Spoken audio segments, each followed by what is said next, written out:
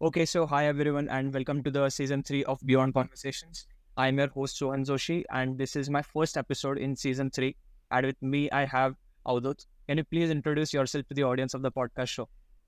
Yeah, hi, Sohan. Thanks for having me. My name is Avdhoot. I'm currently in the US. I'm a recent graduate from Duke University.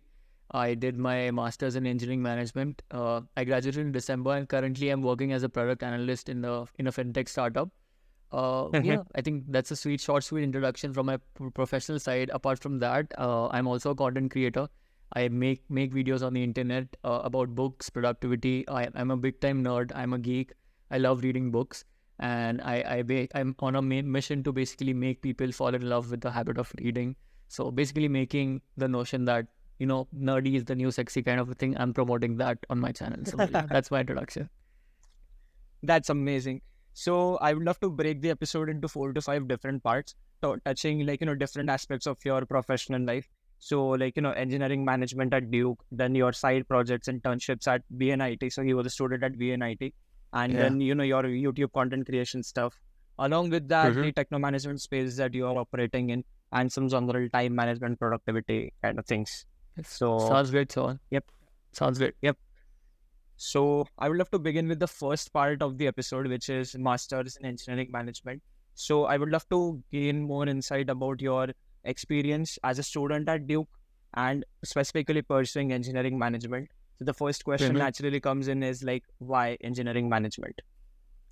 Right. So I'm sure whoever's done MEM or whoever's in the US basically has this answer rectified because you've given so many interviews, job interviews as to why MEM. But I'll give you a non-generic answer for this. I was basically working in Bangalore for 2 years. I was working with a consultancy firm, a big four firm.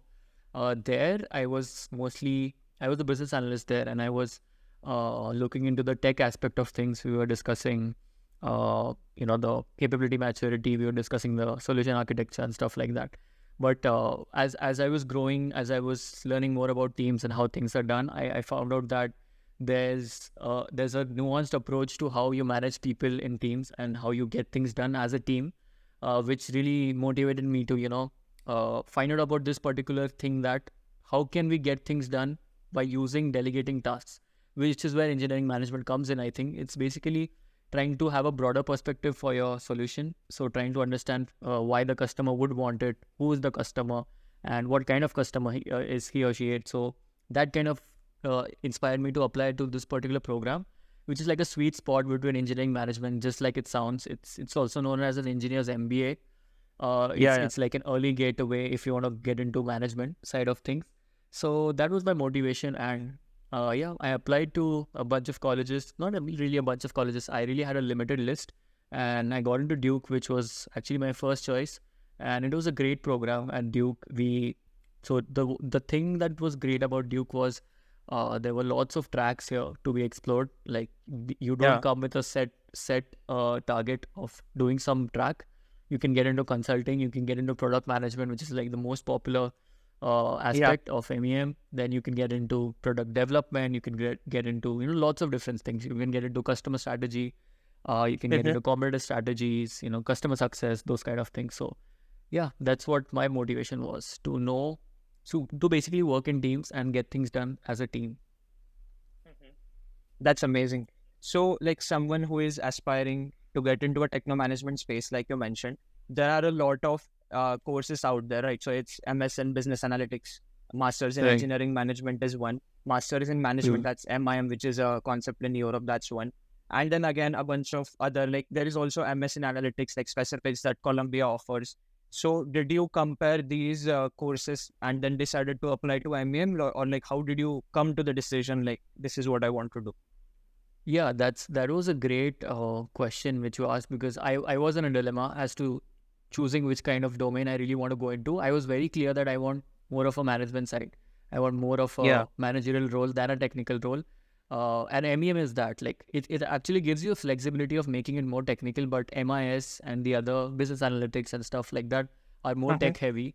And you Technical, get yeah. those kind of roles. You get into analyst roles, you get into tech consulting roles, program manager roles. But here you had the Mhm. option of basically going into any side. If you Both like of them. technical, go into Yeah. technical, and if you like management, go into management. that's why I chose MEM. Plus, like, I really like the culture which Duke gave on their Yeah, websites and on their videos and stuff. So I really like the overall experience of the program. So if that makes sense, yeah. right, right. And then, like you mentioned, there are a lot of electives that Duke offers, right? Like people who Yeah. want to get into the technical side can do that. If someone who wants to Hmm. get into management can also do that. So I went through their Right. website, and again, like you mentioned, there's product management consulting. I think they also offer AI, ML, or like data analytics and machine They learning do. as one of their electives. So, like, what was your elective and how was the academic experience at Duke? Yeah, just to answer you about your AI/ML thing. So essentially, MEM comes under the Pratt Institute of Engineering. So the Duke Okay. under Duke, the institute which gives out this degree is Pratt. So we are all Pratt graduates, just like the engineering Uh-huh. school. So it's essentially an engineering degree, but the Uh-huh. course is structured in a way that you can cross collaborate. You can do courses from other schools. You can do it from business schools, environmental schools, law schools, and stuff like that. Yeah. Considering my personal like agenda of doing MEM, I had a consulting experience. My initial thought was to leverage the consulting experience and get into a consulting domain, but that wouldn't serve the purpose because I thought if I want to be in consulting, then why am I doing MEM? So that was never my thing. As soon as I got into the college, I was always of the opinion that I want to explore all the domains. I want to see what kicks me off, what resonates with me. So I had that kind of a mind where I tried to take different courses. So I took some courses like project management. I took design thinking and innovation. I took data visualization, uh, apart from the core courses which you have. So yeah, I was basically picking and choosing whatever fancies my interests basically. No specific track. Yeah. That's amazing. So I'm very amazed by the flexibility that such courses offer. And then I'm sure like you must have had a lot of free time in your hand to try out different domains. So are there any interesting side projects that you would want to share? Like, it throughout, I think it's a 16-month long course, right? Like at Yeah, Duke. 3 semesters. So Yeah. three So it's semesters, yeah. essentially 2 semesters. You can extend it to three Mhm. semesters. Right. Yeah. So generally, most of the students do it in 3 semesters, because you can't do an internship if you're doing 2 semesters. So Right. generally, people with a lot of work experience do it in 2 semesters, but otherwise, people do Okay. it in 3 semesters. And to answer, oh, sorry, what was the question again? Yeah. So it was about the projects that you worked upon in this tenure. Yeah. Yeah, you talked about free time, so you don't really get free time when you're doing a graduate Okay. course. I wouldn't Okay. say the academic part is very heavy if you compare to Mhm. India. So I am from an NIT, and we literally had to mug up so much, and we literally had to go through that JE phase again in the college, which is not at all like that in the master scenario. Mhm. The courses are Mhm. very team intensive. So let's say you have assignments Okay. every week. So for every week, you need to come together and work as a team. And here, when Okay. you talk to people, you try to understand if somebody's doing something else. If somebody has their own use case, you can start something of your own, pitch a solution to companies and work with them. Like I know some people who have contacted companies and like, hey, I have a solution to offer. Can we just work on this use case? Don't pay us, just we want to get some experience. So people have done that. Plus, inside Duke, there's like a million opportunities to like basically Mhm. divert your time and give your time. Mhm. Anything you think of, you can do it at Duke. Anything you think of, you're interested about like robotics, you're interested about solar industry, you're interested about astronomy, you can just go and find the people Uh-huh. who have clubs here. And I was a part of a little bit organizations. Like I was part of DC, which is like the pro bono consulting club. I was doing that for a semester, but my general outlook was I want to do a million things. I was doing my YouTube. My time used to Yeah. go there. I was doing my assignments, and I was also like I used to be a dancer. It doesn't look like it, but I used to be a dancer back in my undergrad. But I wanted to like hone that again, so I was in some dance initiatives with the undergrads at Duke. That's where my time went, and yeah, in general, I think the first semester of your journey is spent just getting to know people, getting to know your fellow teammates. You don't really have time to Mhm. explore much. After second semester, you can really deep dive into other activities. That's amazing. So you also made a video on your YouTube channel talking about a day in a life of a Duke MEM student. So that was pretty Right, amazing. Actually, that's the video that I watched being an MEM aspirant. That's how I reached out to you, and right. that's how this podcast is happening. But then if you could Yeah. tell again, like how did your day usually look like? Or let's say if not a day, because again there are a lot of variations, right? So on an average, how did the week look like? Right. So the day which I have uploaded on YouTube, that is the first semester day. It's very Uh-huh. different in all 3 semesters. Like the day becomes very different, like fundamentally different. For in the first semester, you're exploring. So the video which Yeah. I made was from that angle. I was doing my assignments. I was exploring other stuff. You don't get that kind of time when you're in your second semester, where let's say if you're doing in your course in 3 semesters, you have to find an internship, right? So in your second semester, all of your energies, apart from your academics, is focused towards your internship search. So a day looks very different. It looks way more bland than what I have shown on the internet. So it's like very stressful, and people are always, on their toes to get the right job. So second semester is like that, and the third semester is again, if you get your internship converted, well and good, you can enjoy. Otherwise, then again, you have your job search, and there's a lot of management to do internally as well. So it looks very Yeah. different a day in life of a MEM student. Yeah. Right. I can imagine that actually. Like, because right now I'm in my pre-final year, so people are usually like in this time busy with their internships and stuff. So the day that Right. we used to have in first, second year is significantly different from the time that we the way we spend our time now. And Right. yeah, so coming to the second part of the episode, which is about time management and your productivity things, because like you were invested into a lot of things, right? So first of all, tell us about the things that you did while you were throughout your Duke semesters, and then how did you manage your time throughout the time? Throughout the semester. Sorry. Yeah. Yeah. I think you learn your own motivations once you go through the first semester as to why you are here at Duke. I never had an opinion. I never had a notion of, let's say, people want to do product management. Okay, like I'll just put it out there. Everybody who Yeah. comes, most of them to Duke MEM just wants to do product management, get into product management. So they have their parochial view towards that, and that's a great thing. But for me, that was never like that. So I had a very broad palette of activities that I wanted to do. Time management Okay. was a bit hard in that case because you frequently miss out on some things. But like for me, time management is basically, there's just some important things which you have to do on a daily basis. You just do those first. Even if you miss out on the others, it's okay because you did your main part which you were supposed to do, like the highlight Yeah. of the day. So I have Yeah. that kind of a concept where I just made 1 or 2 highlights of the day and 100 other things which you do not do, it's okay. But yeah, I basically focused on 1 or 2 things which I absolutely need to do, and the others are just on hold. Yeah. I think I read about this concept of highlight of the day from Make Time, right? I think Oh that's where yes, you I took picked it it from on. there only. Yes, yes, you're right. I see that you are well read. Yeah, it's from that book. Like making a sticky note, highlight of the day, 100%. And then yesterday I was listening to this podcast with Sahil Bloom and Ali Abdal, in which he again Uh-huh. talks about this thing of having a set of non-negotiable in your lives, like every single day. So there is a set of things that you do every day, no matter what. Right, And then, like you mentioned, right. there are 100 other things that keep on changing, but these things will, be constant. So I think that's again a great Exactly. framework. Yeah, I love Ali Abdal's productivity systems. They're literally hard to implement, by the way. He makes it sound very easy, and he makes it Yeah, yeah, sound that it's very. exactly. But you actually try to implement, like especially the second brain thing. If you know about Hmm. that, the second brain which Yeah, Ali yeah, Abdal has made. yeah, He basically says that you have a lot of ideas in your mind, and your brain is not supposed to store information. It's supposed to generate information. So put it all out. exactly, You never store exactly. anything here, and try to connect it all using his productivity system. So yeah, fascinating work. So do you try capturing it on a piece of paper or Notion or somewhere, like every idea that you have? Because again, being a content creator, I'm sure like there must be 100 different ideas coming in your mind. So are you able to implement it efficiently so far? Yeah. So I think there are 2 questions here. I'll answer those 2 questions differently. The first is note taking.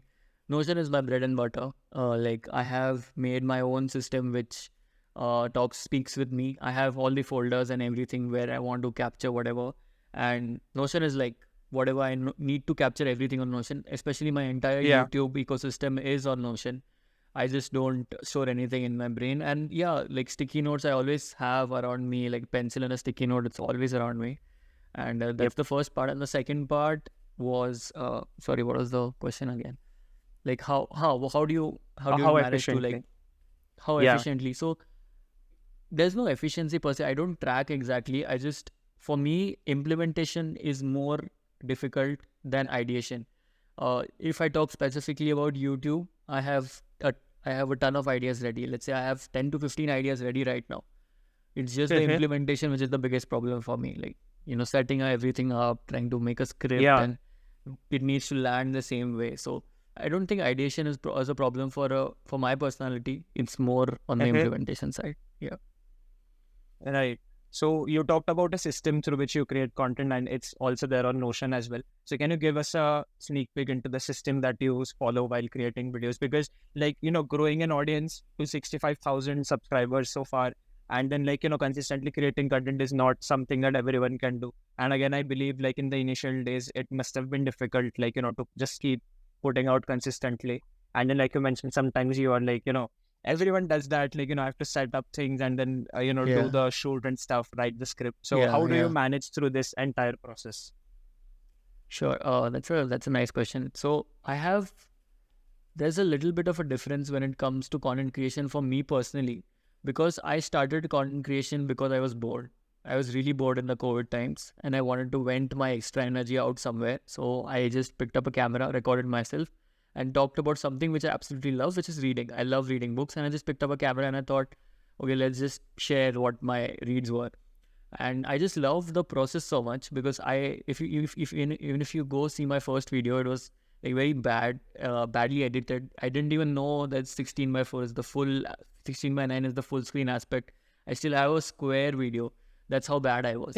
But then with every video, I got to understand that I I can improve so much. Like little by little, I can improve, and Yeah. this very aspect really excited me. And the likes and the comments and the subscribers which came along, it was a bonus for me. I never Bonus. Yeah. intended for it to be a big channel. And it sounds very cliche that I'm not doing it for likes and subscribers and that kind of thing, but it's generally true when it comes to me that I enjoy the process so much. Even today, I never think about, okay, I have to get these many views, I have to set this benchmark on this channel, and I have to like get these many Yeah. views on this particular video. I'm the happiest when I hit that upload button, as opposed to if I get more likes and engagement on a video. So that's what is different for me. I love the process of creating content actually. Mhm. That is really Yeah. amazing. And then one question that a lot of people have is before, like you mentioned, you genuinely loved creating, you were just finding a channel to just share the things that you were doing during the lockdown. Right. But Right. was it too effortless for you to just, pick up a camera and start doing it? Because a lot of people have this fear that what will my friends think? What will my relatives think? Am I speaking in a good way? Is my English sounding good? Is the content good? Is the Right. editing good? Usually, a lot of people have this thing, and it is so intense that it prevents them from just taking that True. first step and going out. So, did you feel this? What do we say? This friction in between, before starting and creating content? Yeah. 100%, 100%, man. And that's true for everyone. Whoever says I'm very comfortable in front of camera is telling you a lie. Somewhere, if you're facing the camera for the first time, you're all alone, you would feel a Yeah. little, anxious. And I had a hack for that. I did not share my videos to anybody.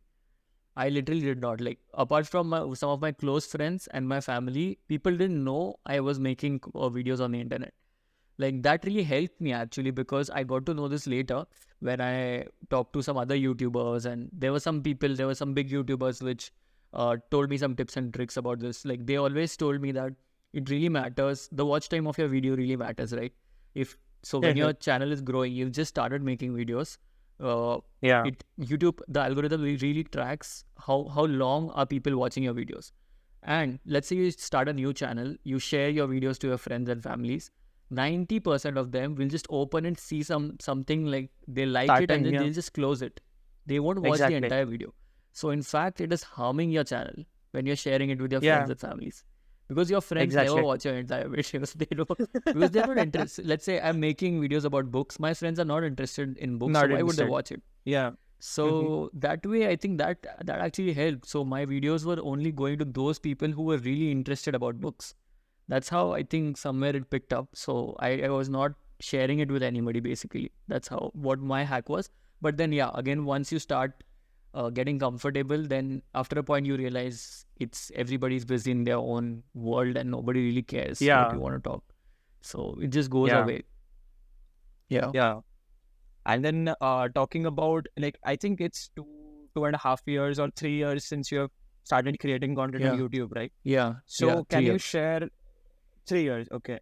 So can you share some insights that you have had from this entire process? Like, I'm sure, like, because I am also in that space, right, doing this podcast with people. So I have a lot of things to talk about, like, as to how have I gained so many things in my personal and professional life just by deciding to put myself out there. And then I'm pretty sure it must be the same case with you as well. Like, you must have gotten opportunities also.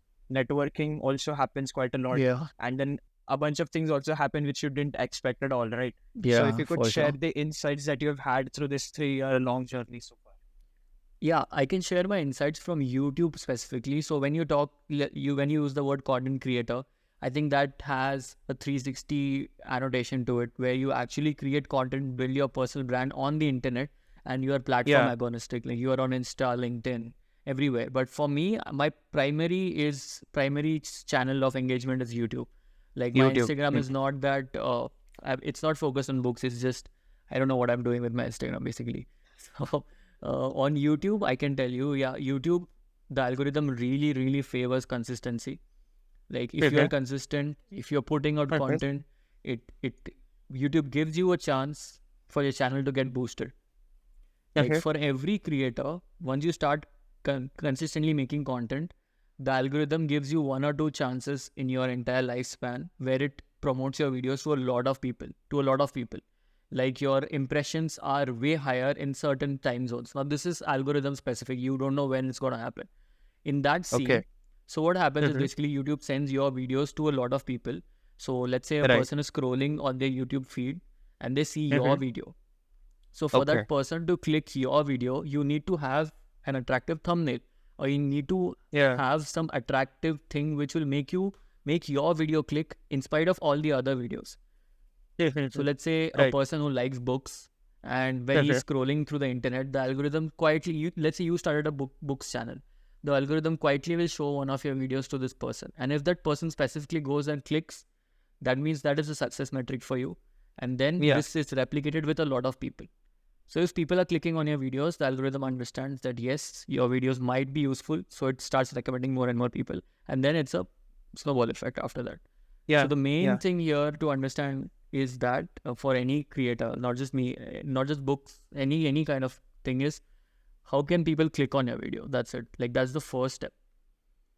And why would people click on your video? And if they're clicking, again, the second part is the watch time. Like, if they're clicking it, they should watch the video like as much as they can, so that the algorithm understands that there might be something good in this video. So let's try promoting it to more people. It's a very good algorithm. I really like so I got to know this through the YouTube creator camp. I don't know if you've heard. So YouTube India has a creator camp. Once you cross 10,000 subscribers, you get an invitation there. I think it's now open for everyone. It's not, when 2 years back when I had joined, it was for 10,000 subscribers. Then so in that camp, you have people from YouTube India explaining you how things work, how YouTube works, how the algorithm works, what are the best practices, industry practices.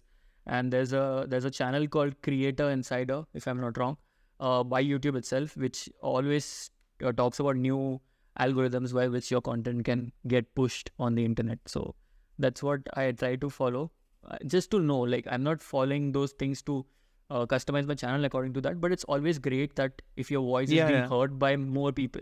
So for that aspect, I use it. I don't use it to, like, I want to get more quality people and build a community. Like, I want to target those people who actually care about these things. So that way, the algorithm really helps.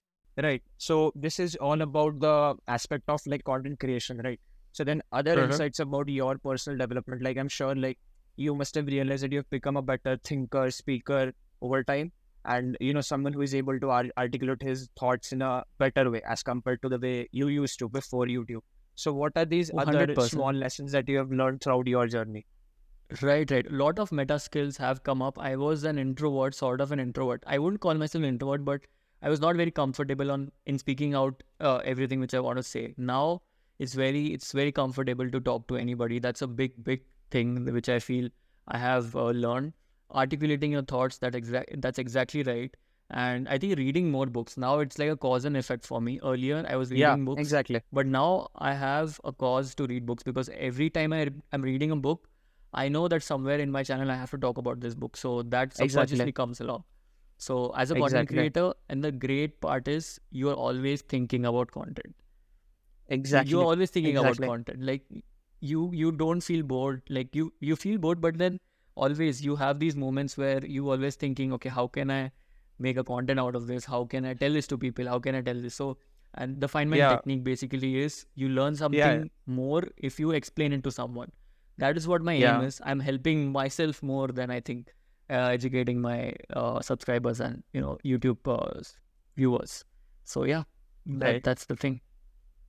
Setting up this accountability system actually, because like you are creating content about books and you have been creating it for such a long time now, then you are accountable to the people or your subscribers that you Right. are creating to. And then again, it triggers that I have to read more. Reading more creates content. And then again, it's a loop, right? It's a ever upward loop, I Absolutely. believe. So it's an amazing Absolutely. thing to be a part of. And Yep. then Yep. thinking, like you mentioned, like continuously thinking about content and inspirations. So here I Mhm. think I would love to introduce one concept of a great observer is a great creator, I guess. Like just in general, I'm sure like your observation skills must have been very, like they must have been improved over time. So there's no defined metric as to like my observation increased from 0 to 100, but it's just a good skill to have. Like I believe that's a part of it. Do you agree to it? 100%. Oh, 100%. And you inherently think about that. It naturally comes to you. You don't have to put in Exactly. any effort. That's the best part. Like you don't have to put in any effort. People feel that being a content creator or putting out videos is a very big task. It's so the more you learn, the more it easier it becomes for you to learn even more, I feel. And what Exactly. happens is when you are starting out in your initial days, it becomes a big task. You feel there's a big barrier to entry, that it's going to be a lot of things. But once you get things automated, now so all of my videos I start by saying, hey you beautiful people. That's my tagline. When I say that, my mind just clicks and I'm into a different zone. Like Yep. it's Right. like a rocket ship which is started. So it's you're into that zone. And I know Right. so these trigger words. So you find out a lot of things about yourself actually. You're not exactly doing it for other people. You're doing it internally also. Like I've got to know so much about myself by doing these things. Exactly. That's a great point that you bring about that. Yeah, there's a lot of retrospection also that happens here. And then I'm sure like you must have read this interesting book called as Show Your Work by Austin Kleon. Oh, I It's a have it book here. that Yeah. Yes. exactly like Ali Abdal has recommended it so many times on his channel. Like for someone who is starting out, you should definitely read that. And can you tell us the essence of the book and what did you learn from it? Because including me also, right, when I started out my newsletter like 2 years ago, before that I just read that book. Like you need to go out and show your work and all of that things. Yeah. It was an amazing Yeah. book. So can you tell us some insights from that book in short? Sure. So show your work. So Austin Kleon, by the way, any of his book you pick up, it's a great learning, because it's a very contemporary writing. It's very applicable to in a time where we are living. We are living in an internet era. So let's say a few Yeah. years back, you were a really talented dancer. You Okay. were really good at it. You spent in a lot of efforts and time to hone your skills. Okay, and then after that, most of your time and efforts were spent in finding that right opportunity to, let's say, join a group, to find out that perfect theater opportunity or whatever. So a lot of effort Yeah. was uh, gone there. Now you live in a time, you are a basic as dancer. Just film yourself and put it out on the internet. You Exactly. earlier, if you want to go and you can't go to the Oprah Winfrey show, you can literally create your own show today. It's that accessible. Exactly. So show your Exactly. work basically talks on those lines where it says that the internet is such a beautiful thing. It's like you're screaming out there, hey, I exist. And let's say if you like peanut butter, there are some people in the world who like peanut butter. They would Yeah. see you and they would connect with you. And it's like a creator economy now. You give value, you Yeah. create value, and the Create value value. somehow comes to you. there's the monetary aspect is a different part of it, but I think the creator economy which is coming up is a beautiful thing, that the accessibility to get things done, the accessibility to show your skills, showcase your skills. There's never been a greater stage than the internet, which we have today. So yeah, it's a show your work basically talks about that, like how you should show everything you've got. Like just he also said that you should have your own website first of all. Like Exactly. whatever it is, just get your own website Put it and on your put website. everything. Yeah, exactly. So Exactly. that's a great thing. That's a great book. Yeah. I'm so inspired by that book, and since the last 2 years, I've been using that book as a framework to guide me through my processes, like be it creating this newsletter, also doing this podcast, and lately, starting my website and stuff. It's been an amazing journey, and likewise, the opportunities that I've got in my life, like professionally, personally, both of them have been they wouldn't have existed if I didn't start out writing my newsletter and all of that stuff. So it's been an amazing journey for me also. And then looking at people like you who are doing it so well, and then when you say that things happen effortlessly, I think it's very inspiring actually. It is. It is. Yeah. I'm glad you share the sentiment. Yeah. I'm glad. So Exactly. yeah. So topic, taking a different turn in this conversation, I wanted to come back to your journey and VNIT. I went through your LinkedIn and I saw that you did internships at IIT Bombay, Air India, and then Harvard Project for Asian and International Relations. So these are Yeah. the things, especially the Harvard thing, I didn't know of personally. Like when I went through your LinkedIn, I saw it. And then how did you figure out these opportunities? And at that time, what was your mindset? Like, did you have it in your mind that I want to get a higher education and then specifically MEM? Or were you just go out, explore stuff, and how was that entire framework? Oh, I was always wanted to live the American dream. That was for sure. Like I think it was second year or third year of my college where I was pretty sure I want to go to the States and get my master's. MEM was not sure. I just wanted to go there. I don't really have an answer as to why, because I don't know. I just wanted to be in America.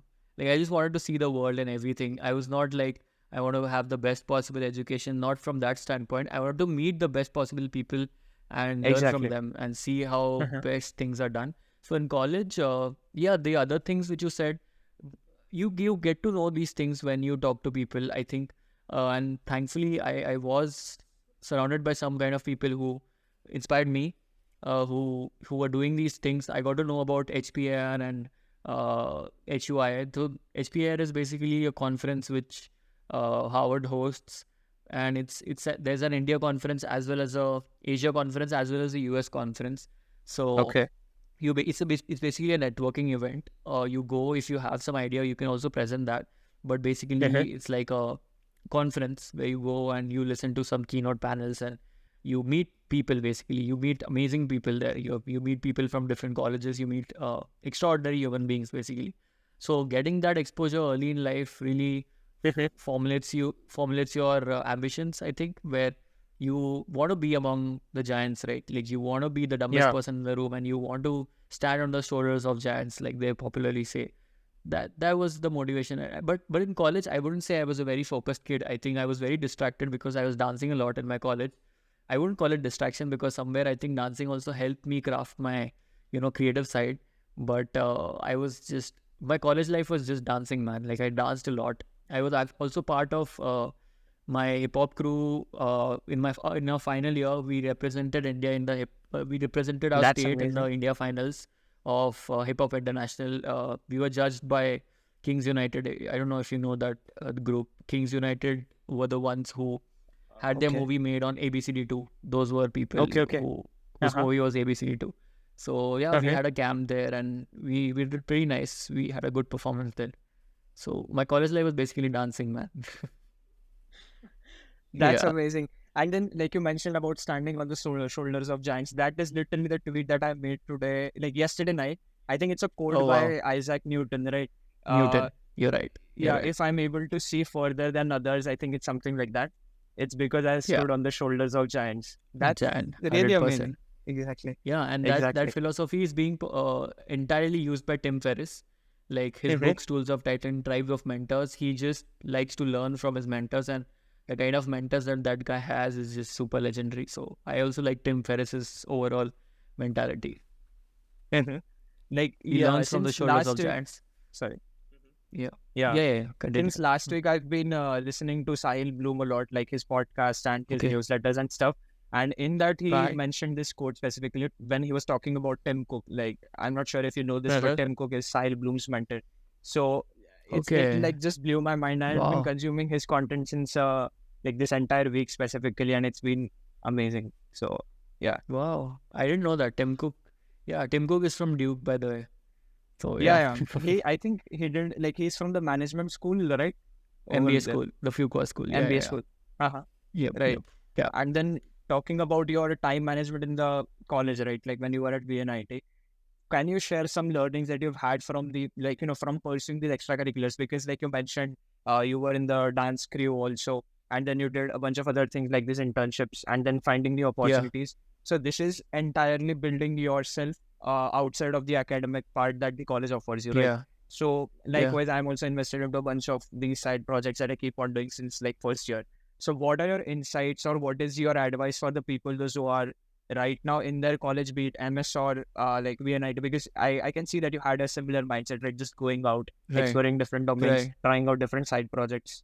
So what is your advice or the insights that you have had throughout this process? Okay. So my advice for undergrads would be to first of all listen to your own voice. It's actually very unfortunate that we live in a time. It's like a bane and boon.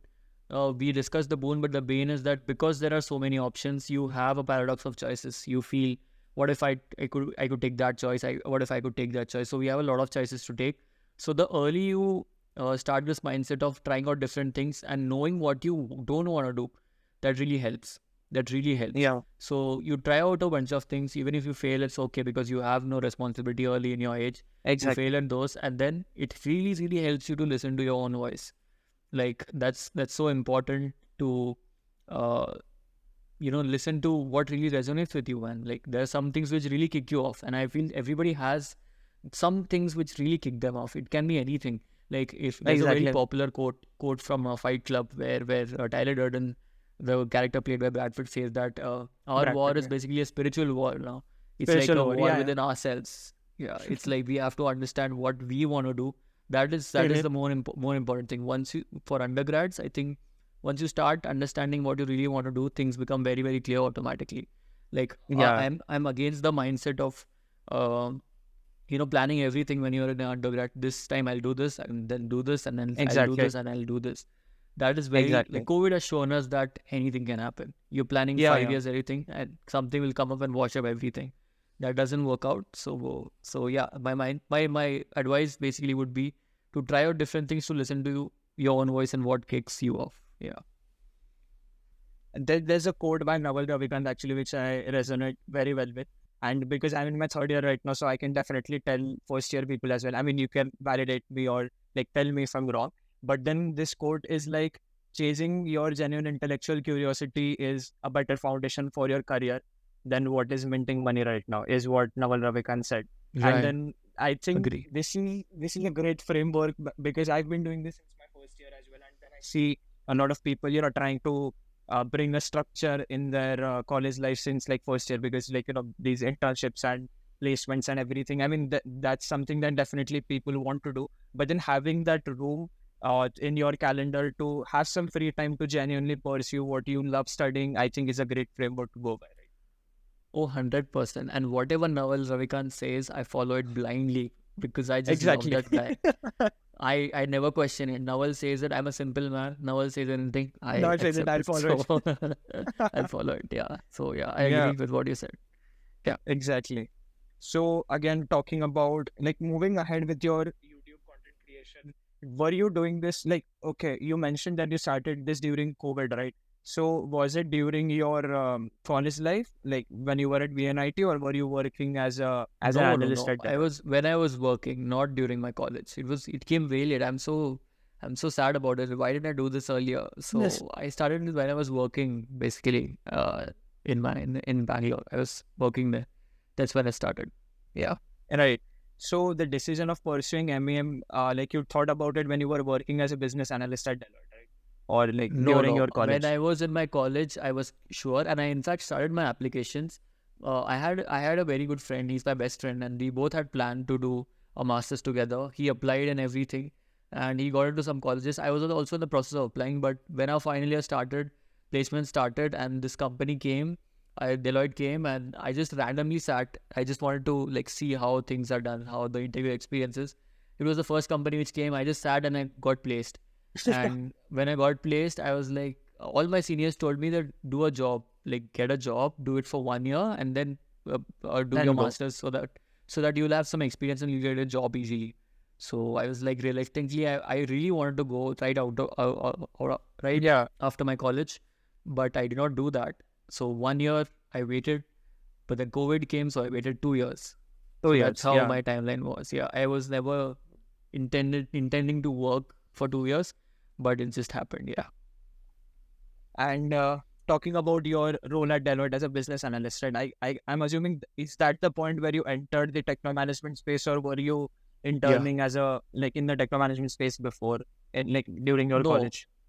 Yeah, during my college, I was just working on projects, like academic projects. Hmm. Air India Okay, internship was a bit little this thing, but it was very technical. I was working as a aircraft maintenance engineer. Wow, that seems like so that's long amazing. now. Wow, I even forgot it until you mentioned that I was working there for like 4 months, 4 to 5 odd months. That was purely technical, man. It was on the service assembly line, that kind of thing. Yeah, it seems a long time ago, man. And yeah, I was never into like these techno managerial things in the college. It was when I went to Deloitte, my motivations got more clearer. Yeah. Clear, yeah, Well, exactly. So then, initially as a business analyst, and right now you're working as a product analyst, right? So you are completely in the techno management space right now, I'm assuming. Is that yeah, right? yeah, Yeah. yeah. So 100%. can I you work can we basically as a PM Mhm. only.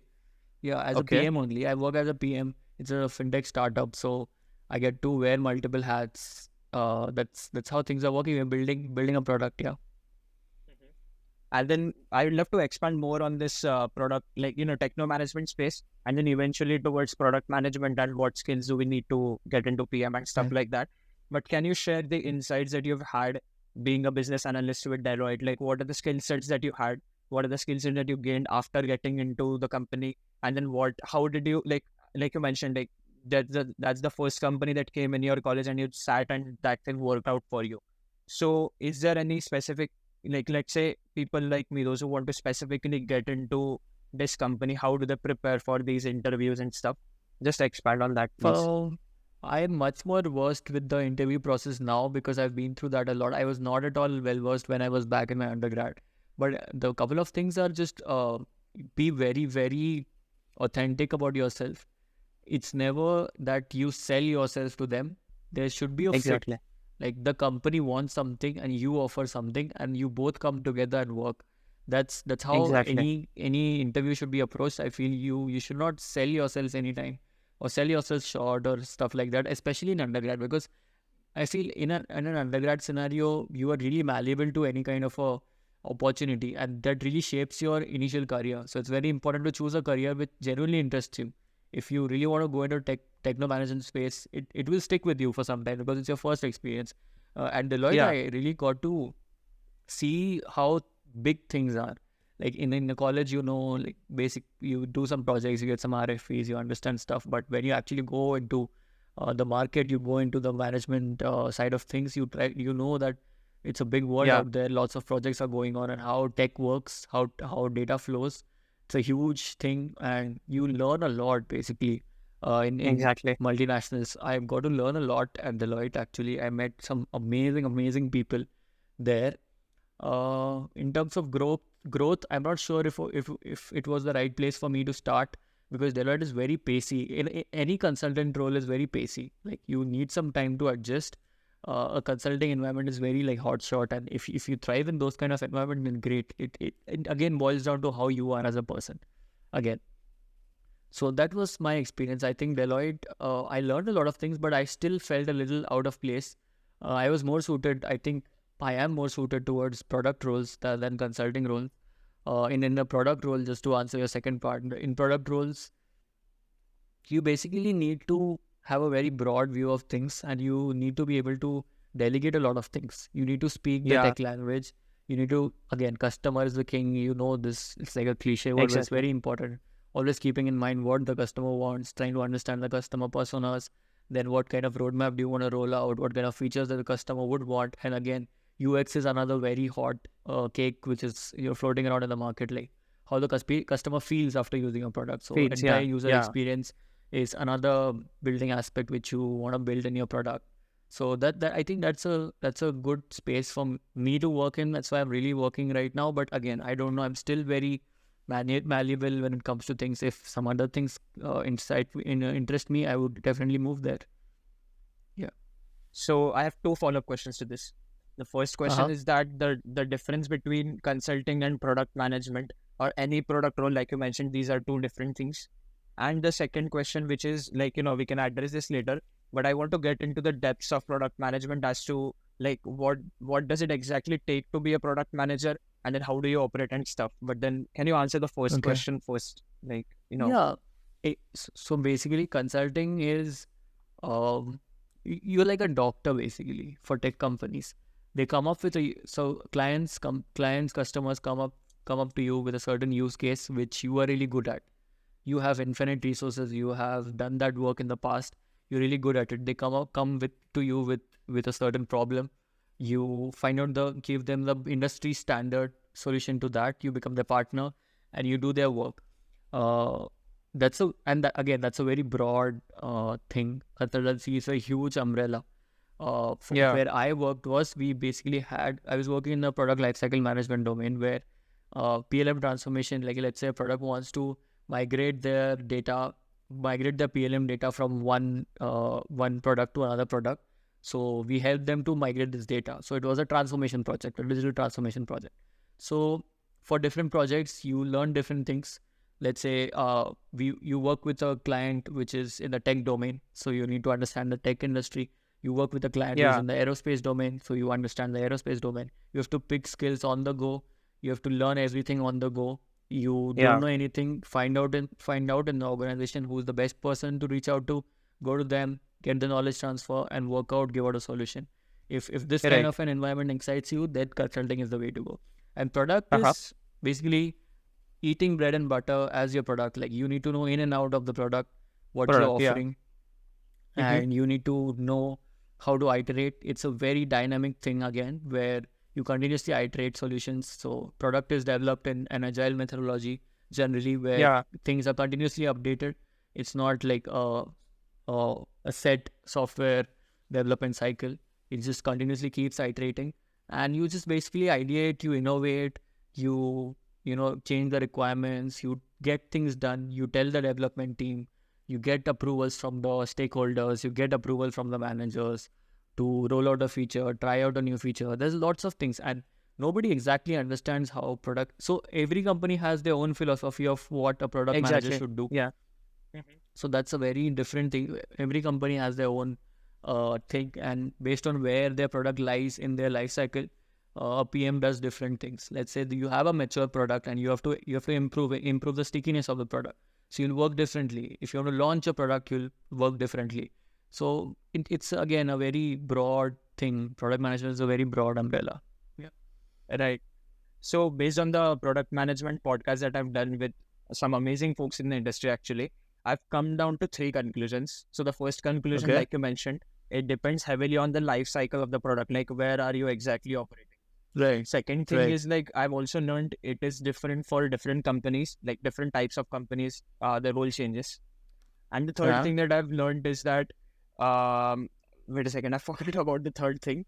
It's very different for startups, very different for mid-sized companies, and $1 billion and further. So it depends on the company size as well. But one thing that I've realized while talking to people is that it's a very dynamic and a generalist kind of a role. So there is this whole philosophy about, like, Tim Ferriss says this often, like, should you be a specialist or a generalist? You should be a specialized generalist, right? So is the thing that he mentions. So what's your take about product management being a generalist or a specialist role? And how does an individual cultivate the skill set? Because I'll tell you one thing, based on the things that you have said before, like content creation has made you a clear thinker, because that's the experience that I have as well. So have these experiences of doing your side projects and stuff helped you? Or is there a set roadmap to build skills required to become a PM, and what are those skills in the first place? So it's a pretty broad question. So Okay. yeah, Yeah. So I would like to answer this in a way. So the other things which I talked about, I was very confident about those things. I was confident about the content creation process because I've been through it. For product, I've just started working. It's gonna be 6 months soon. I don't feel that I know the best practices. So it's just gonna be based on what my experience was. I wouldn't say that these are like you have to take it with a grain of salt, I think, because I feel I'm only credible enough if I've actually like worked for quite some time in that space. So for best practice, I don't know. I just feel product management, to be a great product manager, you need to be a very good listener, like as opposed to being like, it's generally shown that you talk a lot and you do these meetings and just you go on just collaborating with a lot of people. But I think a very underrated skill which I found out was listening. I'm in a fintech space which I've never worked before. We're building a fintech product. So here I think listening is really helping me to craft out an ideal solution and to come up with questions which really help facilitate your thinking process. So yeah, this is what my addition would be to all the other inputs that you might have had from the senior experienced product folks. That listening is yeah, one great skill that any product manager should have. And yeah, I'm figuring out, man. Like I don't know exactly how things happen. I'm just going with the flow and trying to like know the integrities of it. nice. That's amazing. And Yeah. I think this is pretty much it about the product management space and the techno management space actually. Now there's an intersection that I would love to bring in, which is about, like, when we had a chat before this, you mentioned like content creators can be great product managers. So I would love it Yeah. if you expand on this particular statement that you made, and like, just talk about it more. Yeah. So I really think I oh that's a great point that you bring up. uh, if I consider my YouTube channel to be my product, that means I've been a product manager for quite some time now. That opposes what I 3 just years. said. So, yeah, exactly. So, in that way, yeah, in a way, if your content creation is your product, the main aspect is getting your product out. So, here you want people to know you want people to hear your voice. So, you're continuously thinking about how can I improve this, how can I make it in the best possible way. So in a way, Yeah, content creators make great product managers. Like I heard this somewhere on LinkedIn. I saw this somewhere on LinkedIn, and that really resonated with me. That yeah, that absolutely makes sense, because again, you're iterating a lot. There's yeah, no content creator who does the same kind of things again and again. They try to improve it as per what is going on in the industry. You continuously do market research. You are exactly. continuously, like we talked before, like you're always looking out for content. You're always looking out where Yeah, can I improve. And then you do some testing also. Like you try out content. If it works, you try to understand if this kind of thing is working or not. And YouTube gives you great tools to analyze if your content is working or not. Like exactly. it's so granular. Like it literally gives you key moments where people have that aha moment. Like it gives you key moments in your videos. It's that granular. It gives you where people left off from your video, where people liked your video. So that kind of data insight really helps you to build a better product. So yeah, Right. it all sticks together. Yeah, it all comes together. That's amazing. And then right now, like you mentioned, you have been working as a product manager for 6 months. And the great thing is that you have been maintaining consistency on your YouTube also for a very long time, which requires a consistency in your reading habit, right? Like no matter what happens, I'm going to read at least daily on a weekly basis, right? So how do you manage your time these days? Which I'm again pretty sure would be very different from your VNIT days, your days at Duke and then right now. So how do you schedule your time these days? Right. So for YouTube, I have a set pattern. So during the entire week, my brain is just thinking about the content after my work. Like I have it jotted down. I think about it. How can I improve it? Stuff like that. Weekends are always execution. I make all of my videos during the weekends and I edit it all during the weekend. So Saturday, Sundays basically are very hectic for me because I work on my YouTube there. So that's how during the weekday I do my work and think about things. The entire week I get a lot of time to think after my work. And then during the weekend I shoot edit. And that just happens. For reading, so there is a structure here. For reading, I don't have any structure. I personally believe I approach reading in a way that I don't want it to be a thing which I have to do. It genuinely should Exactly. excite me. Like just like watching a movie, I think it gives equal amount of entertainment to me when I read a really good book. So I read only when I'm Yeah. interested, and I'm interested most of the times. Luckily, that's what is my system. Yeah, I mean, a lot of people are stuck at the point where they begin with the fact that, I like when you are a new reader, then like I'll read for 1 hour every day consistently. And the day the chain breaks, like it happens in like 2 to 3 days. Like you read continuously for Yep, 2 days, yep. and third day something else pops up, and then the all motivation goes down. Like I broke my streak It on goes the down. third day, so I can't Yeah, do this. But yeah, I think this yeah, is a yeah, great yeah. framework. Amazing. Yeah, you're just one book away from falling in love with the habit of reading. And everybody just needs to think most of the time goes into finding that one book. You read that one book and then you're clear that, yeah, you can finish books. It's not a very difficult thing. It's very easy. You don't have to put in a lot of efforts. It's not like a task that you have to do. And then, yeah, it's autopilot after that. It's like playing sports, watching a movie. People never think that I want to watch these many movies and, they have time Exactly. to see movies. It's just Exactly. It entertainment. happens. I approach Yeah, reading yeah. that way. I really approach it that way. Okay. And then I would love to Yeah. understand about your note-taking frameworks, and especially with self-help books and business books, because there is so much of literature in that, and there are so many advices and insights that people can implement into their life. So, do you have any framework for like reading those books, especially? Because again, like I mentioned, like first, like the way I do it is, first of all, I read it like entirely, and then I keep on highlighting, and then there itself I write what I can implement in my life right away, and the things that are saved for a later part of my life, that I think I take it down on Notion. So do you have any framework that Oh, you specifically follow yeah. for It's very self-help? similar to yours.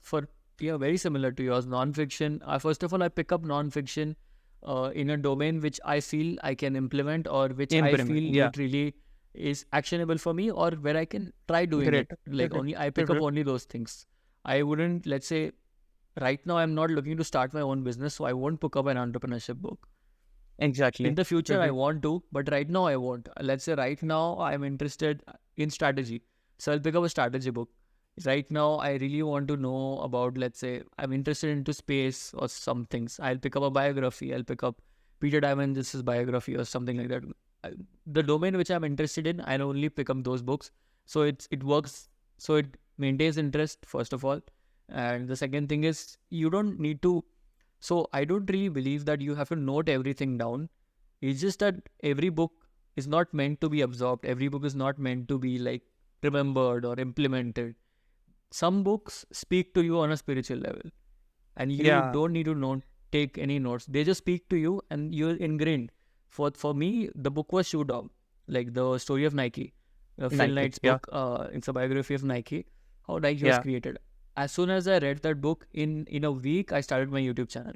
Like that was a trigger for me, and I still remember so much of the book. I have never taken a single note from that book, Note. Yeah. but that just spoke to me. Like some books speak to you, and you don't have to like remember Exactly. everything. Like I said, you don't have to remember anything, or you don't have to put everything somewhere so that you never refer it again. I also believe that if it's actionable, write it down, take an action, finish it off. Like That's just done. Yeah. Yeah. chuck it.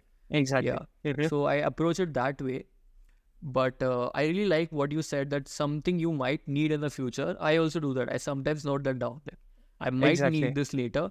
So for those things, I note it down. Yeah. Any final words of advice for the students, either in their undergrad or someone who is pursuing their masters? Like, is there anything that you would love to share? Sure. I just leave out with one thought. I would like to quote the legendary Tom Cruise from Top Gun, that don't think, just do. If you're in your undergrad, That's don't amazing. think, just do is a great motto to follow if you're in your undergrad. Just keep doing. Things automatically come up. If you spend your time thinking, your time is gone. We have limited time, especially if you're an undergrad. I believe your audience would be more relevant Yeah, in yeah, that section. So for those people, yeah, yeah. just follow Captain Maverick. That's all. Hmm. I Yeah. guess you've watched a lot of movies, right? Because I am a huge film enthusiast. You can extend the Me too. conversation by a few minutes here, and then just talk about films. So, what's your Yeah. favorite film so far, or like anything that you'd love to talk about films in general? I like films in different parts. For some films, I really love like their screenplay. For some films, I love the acting. For some films, I like different parts of it. if you talk about the film which really spoke to me on a spiritual level, that would be Interstellar. Like that book, Okay. my Adat is that movie just I still it was something different. It was a experience I would never forget. Like Interstellar is one such movie for me. Yeah. That's amazing. That's amazing. I also went to your Instagram yesterday and I saw like you wrote a post about La La Land as well, and like dedicated man. post. I think that's a movie that you La La love Land again. Right? was. Oh, I love Damien Chazelle's direction. Even Whiplash, I love. I love La La Land. I love First Man. La La Land was really good for an artist. It captured the essence of the true confusion in an artist's life, like the true confusion, whether to pursue art Yeah, or pursue love. yeah, Yeah, that was really yeah. nice. Yeah. Amazing. Amazing. It's been a great conversation. I really enjoyed this a Yep. lot. And there's so much to learn from you and our YouTube channel and stuff. All the stuff that you create, it's really amazing. Thank you for tuning into the episode. If you found it valuable, I kindly ask you to share it with others who may benefit from it. I highly recommend subscribing to our channel and exploring our other podcasts, all designed to support the student community out there. Additionally, make sure to visit the description for important links that will connect you with us. We look forward to seeing you again soon. Wishing you a wonderful day ahead. Regards, Beyond Conversations, IEEE Pune section.